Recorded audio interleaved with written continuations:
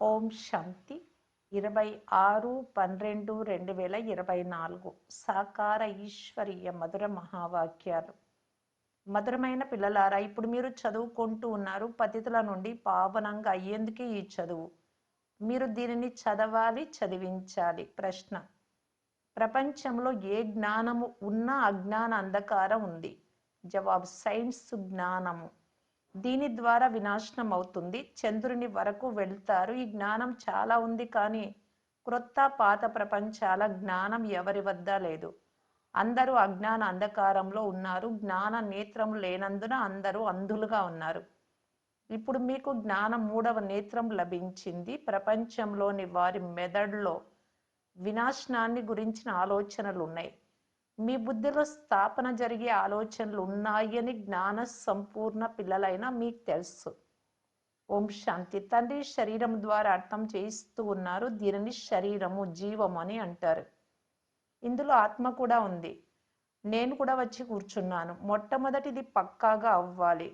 వీరిని దాదా అని అంటారు. ఈ నిశ్చయం పిల్లలకు చాలా పక్కాగా ఉండాలి. ఈ నిశ్చయంతోనే జ్ఞానాన్ని స్మరణ చేస్తూ ఆనందాన్ని అనుభవం చేయాలి.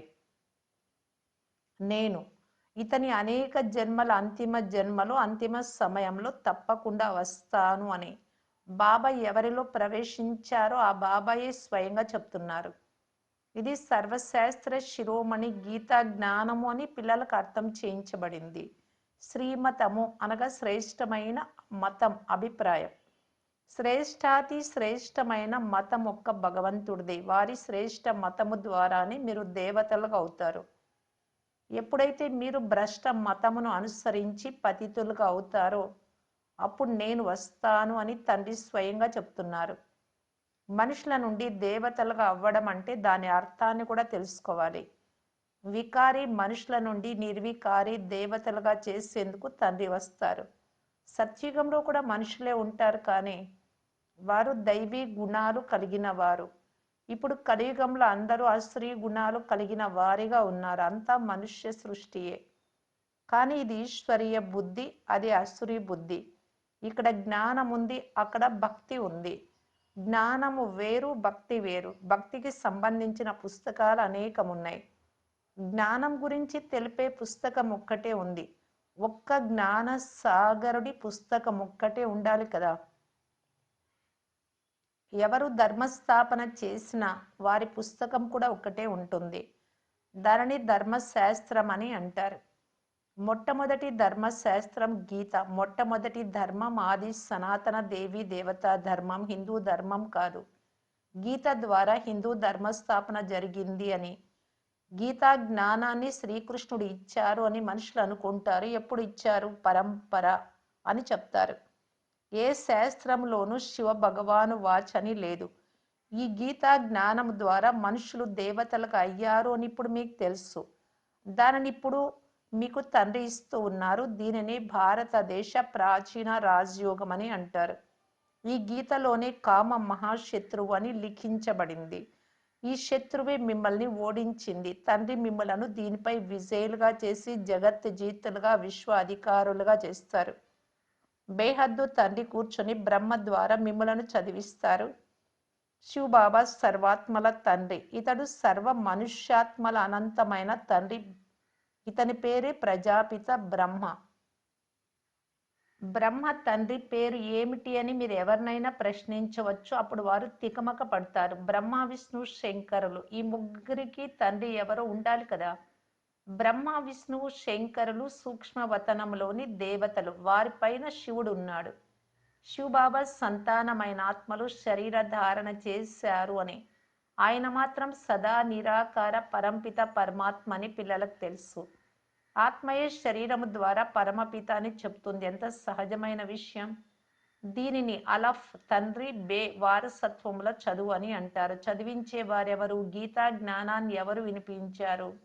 శ్రీకృష్ణుణ్ణి భగవంతుడని అనరు. అతడు దేహధారి, కిరీటధారి. శివుడు నిరాకారి. వారికి ఏ కిరీటము మొదలైనవేవీ లేవు. వారే జ్ఞానసాగరులు. తండ్రి బీజ రూపులు, చైతన్యమైన వారు. మీరు కూడా చైతన్యమైన వారే. అన్ని వృక్షముల ఆది మధ్యాంత్యాలు మీకు తెలుసు. భలే మీరు తోట మాలరు కాదు, కానీ బీజంని ఎలా వేస్తారు? దాని నుండి వృక్షం ఎలా వెలువడుతుందో మీకు తెలుసు. అది జడమైనది, ఇది చైతన్యమైనది.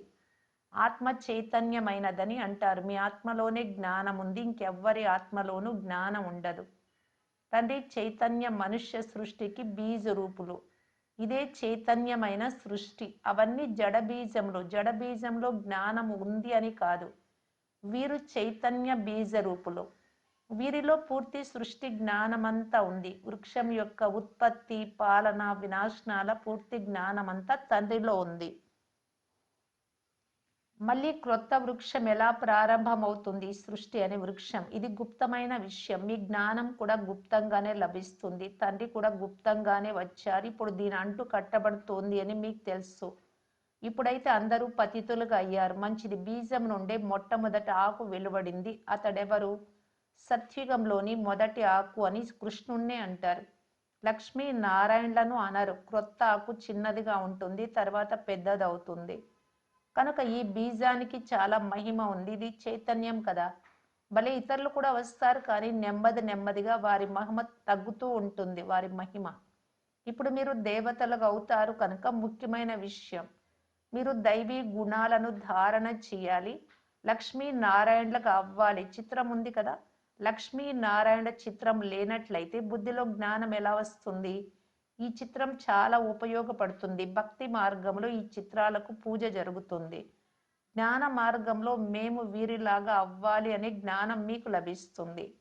భక్తి మార్గంలో మేము వీరిలాగా అవ్వాలి అని అనుకోరు. భక్తి మార్గంలో ఎన్నో మందిరాలు మొదలైన వాటిని కట్టిస్తారు. అన్నిటికంటే ఎక్కువగా ఎవరి మందిరాలు ఉన్నాయి? తప్పకుండా శివబాబావే ఉంటాయి. వారి తర్వాత వారి రచనకు ఉంటాయి. మొట్టమొదటి రచన ఈ లక్ష్మీ నారాయణుడు కనుక శివుని తర్వాత వీరికి ఎక్కువగా పూజ జరుగుతుంది. జ్ఞానాన్నిచ్చే మాతలకు పూజ జరగదు. వారు చదువుకుంటారు. మీకు ఇప్పుడు పూజ జరగదు. ఎందుకంటే ఇంకా మీరు చదువుతూ ఉన్నారు. ఎప్పుడైతే మీరు చదువు పూర్తి చేసి అవిద్యావంతులుగా అవుతారో అప్పుడు మీకు పూజ జరుగుతుంది. ఇప్పుడు మీరు దేవి దేవతలుగా అవుతారు. సత్యుగంలో చదివించేందుకు తండ్రి రారు. అక్కడ ఇలాంటి చదువు ఉండదు. ఇది పతితుల నుండి పావనంగా చేసే చదువు. మనలను ఎవరు ఇలా తయారు చేస్తారో వారికి పూజ జరుగుతుంది అని శివలింగానికి. తర్వాత మనకు కూడా నంబర్ వారుగా పూజ జరుగుతుంది అని మీకు తెలుసు. తర్వాత క్రిందకు దిగజారుతూ దిగజారుతూ 5 తత్వాలను కూడా పూజించడం ప్రారంభిస్తారు. 5 తత్వాల పూజ అనగా పతిత శరీరాల పూజ. పూర్తి సృష్టిపై లక్ష్మీ నారాయణల రాజ్యం ఉండేది అని మీ బుద్ధిలో జ్ఞానం ఉంది. ఈ దేవీ దేవతలు రాజ్యాన్ని ఎలా ఎప్పుడు పొందారో ఎవ్వరికీ తెలియదు. లక్షల సంవత్సరాలు అనేస్తారు. లక్షల సంవత్సరాల విషయాలైతే ఎవరి బుద్ధిలోనూ కూర్చోవు. అందుకే ఇది పరంపరగా వస్తోంది అనేస్తారు. దేవీ దేవతా ధర్మం వారు ఇతర ధర్మాలలోకి మారిపోయారు అని. భారతదేశంలో ఉన్నవారు తమను తాము హిందువులుగా చెప్పుకుంటున్నారని ఇప్పుడు మీకు తెలుసు. ఎందుకంటే పతితులుగా అయినందున దేవీ దేవతలుగా చెప్పుకోవడం శోభించదు. అయితే మనుషులలో జ్ఞానం ఎక్కడ ఉంది? స్వయానికి దేవీ దేవతల కన్నా గొప్ప బిరుదులను ఉంచుకుంటారు.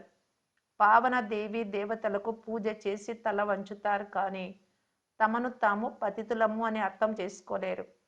భారతదేశంలో ముఖ్యంగా కన్యలకు ఎంతగానో నమస్కరిస్తారు, గౌరవిస్తారు. కుమారులను అంతగా గౌరవించరు. పురుషుల కన్నా ఎక్కువగా స్త్రీలకు నమస్కరిస్తారు. ఎందుకంటే ఈ సమయంలో జ్ఞానామృతము మొదటి మాతలకు లభిస్తుంది. శివబాబా బ్రహ్మలో ప్రవేశిస్తారు. బ్రహ్మబాబా జ్ఞానపు పెద్ద నది అని కూడా అర్థం చేసుకున్నారు. జ్ఞాన నది కూడా అయ్యాడు.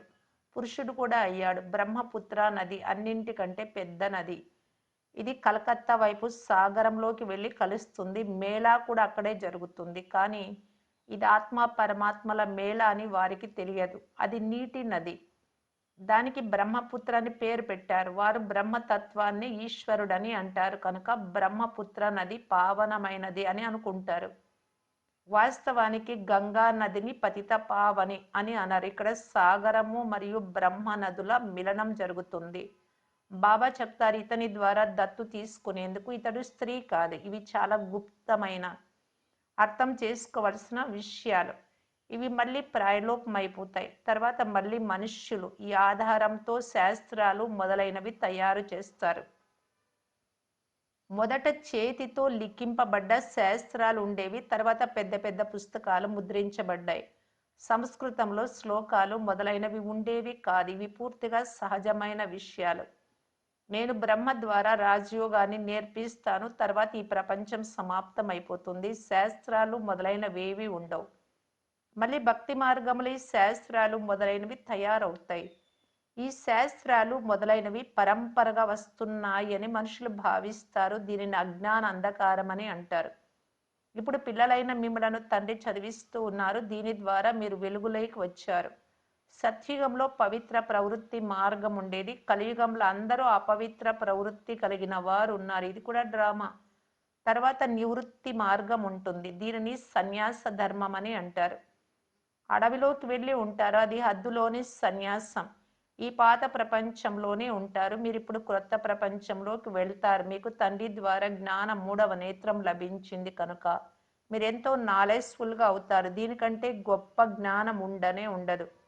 అది మాయా జ్ఞానము. దాని ద్వారా వినాశనం అవుతుంది. వారు చంద్రుడి పైకి వెళ్ళి పరిశోధనలు చేస్తారు. మీకు క్రొత్త విషయాలు ఏవీ లేవు. ఇదంతా మాయా ఆడంబరం. చాలా ప్రదర్శన చేస్తారు. ఏదైనా అద్భుతం చేసి చూపించాలి అని చాలా లోతుగా వెళ్తారు. చాలా అద్భుతం చేయడం వలన నష్టం కలుగుతుంది.